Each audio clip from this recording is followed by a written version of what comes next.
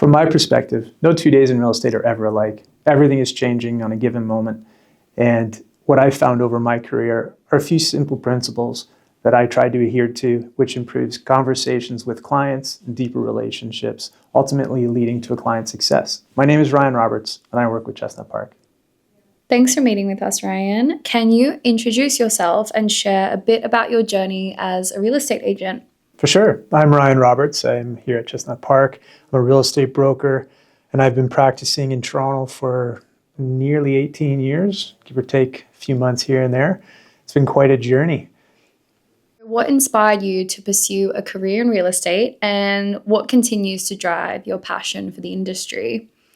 My original inspiration for real estate, if I got to go back probably about 20 years, and I was in the ad world. I was working in London, England, and a couple big agencies here in Toronto, and I realized that the ability to affect change in a corporate bureaucratic environment was really tough. I'm entrepreneurial and trying to find ways of being able to influence and affect things and create a future for myself and have some autonomy. And in thinking about that, I knew a number of older people in real estate who had done well for themselves.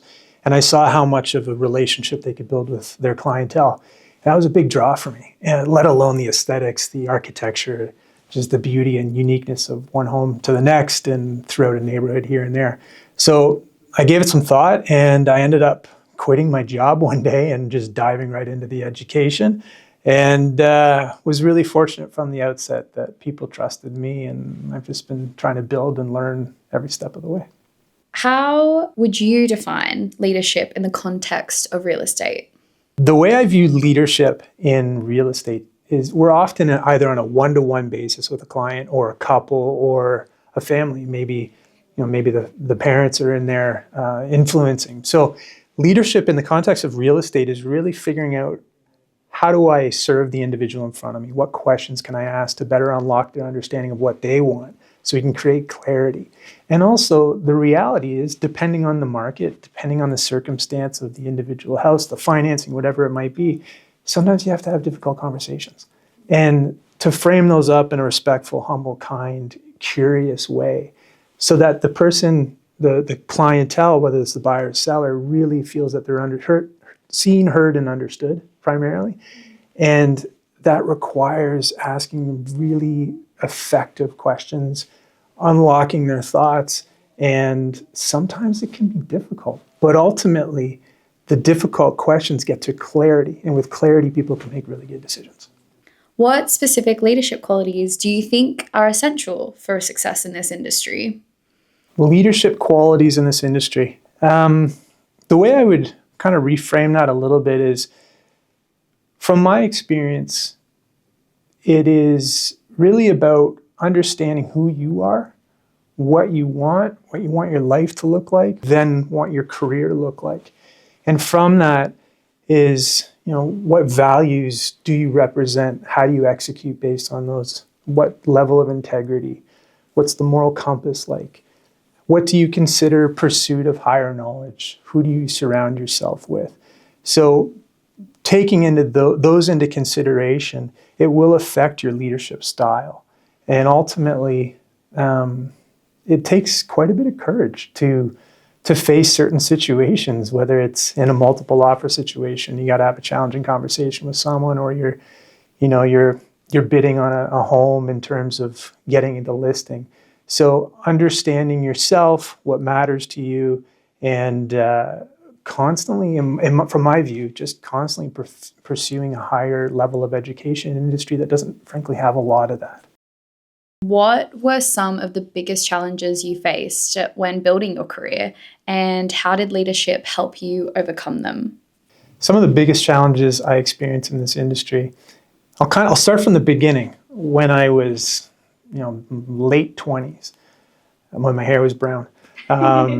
That was a time where I was worried that no one would take me seriously. And, imposter syndrome. So what I did at that time is I looked within the industry and went and approached some people who became my mentors. And to this day, nearly 20 years later, are still my mentors. And I ask them questions and I followed their path. And then from that path, I'd find my own little offshoots, my own little personality or value system choices along the way to construct this role, this business of mine in a very authentic way for myself. So fast forward a number of years, a number of different conversations, all kinds of different conversations that you have. There's so much learning from that. And you know, it's a great opportunity to grow a business, to be an entrepreneur, and also learn a lot about yourself and others and build great relationships. So really, I think the core benefit over the years that I've experienced, and it's probably partly why I was drawn to the industry, is I love building relationships. I love getting to know somebody, what matters to them, where they want to go in the future, and help them achieve that in my little role in this world. But the other part too is understanding your background and who did you admire over the years? Who do you align yourself with? What can you learn from them? At the end of the day, at the end of your days, I believe you are a function of all the business cards that you've acquired over the years. You learn, you pull from other people, and you share and you contribute, and that just builds to a wonderful role and career and relationships. What role does mentorship or coaching play in your real estate approach? Mentorship and coaching, for me, mentorship was huge. I have a number of mentors that for 20 and 30 years now in different industries, and then within the same industry too. And I think it's important to up periscope, so to speak, and not just be so hyper focused on our industry, because we are just one element of life. And we're interacting with clientele that come from a myriad background. And understanding who you associate yourself. I've read that it's, the 5 closest people to you are kind of who you're made up of. So I was always really selective as to who do I want to associate with? Who do I really respect? What are they doing? And can I build a relationship with them? And it was always a very honest, authentic approach. It was never self-serving. It's what can I do to help you too? Mm. And as for the coaching part, it's funny you asked that question, because a number of years ago, I went back to university and studied executive coaching. Why did I do that? Because I realized one of the skills that I have in my role as a real estate broker is helping people understand what they want to do. So I figured if I pulled that out and looked at it more closely, I could really assist people in terms of efficiency and effectiveness and understanding what they want. And ultimately, what that means for clientele is they feel more comfortable when they walk into us, because we've had all of these really helpful conversations leading up to it. And it simplifies the decision making. And once they can kind of get out of their own way, so to speak, or I can help another realtor get out of their own way, it unlocks so many different possibilities and more enjoyment. How do leadership skills translate into building strong, lasting relationships with clients? When it comes to leadership skills, and I'm going to speak from those I'm surrounded by, and even particularly here in Chestnut Park, the management team here is fantastic. They are completely available at some of the oddest times of the day to serve my needs and every other need here. So looking to that leadership is immensely helpful. To an earlier point of, we're walking down a path in life, and the path can take you different ways. But if you can glean from a leader as to what's effective and ultimately best serve a client, that's immensely beneficial. And also, just outside the industry, who's got best practice? What's working for them? How can I take that and model it into something that suits my role with my clientele within the real estate field? What strategies do you use to guide clients effectively while maintaining trust and transparency? The question about trust and transparency, for me, should never even be a question.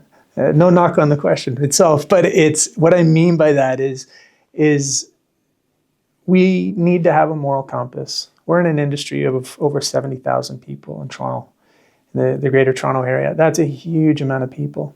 And you can get a great swath of personalities value systems. What matters to one may not matter to another. So it is very individual. Transparency should exist, full stop. We have fiduciary duties, full stop. You have to share. You have to be honest. You got to give your perspective. You need to be mindful of the language that you're using and how that impacts another. So, transparency, honesty, it's table stakes. It's a must. It should just be a given. And unfortunately, there are times where you find it in another party that you're working with and it's not there. But the more transparency there is in a situation, the better you can serve a client, the more effective the communication is, and ultimately, the more enjoyable for everyone, from myself to my clientele. What advice would you give to agents about fostering collaboration and teamwork in a competitive industry? So there are over 70,000 realtors in Toronto. It can be collaborative and it can be competitive. It all depends on the specific situation. But also, what is the value system of the other realtor?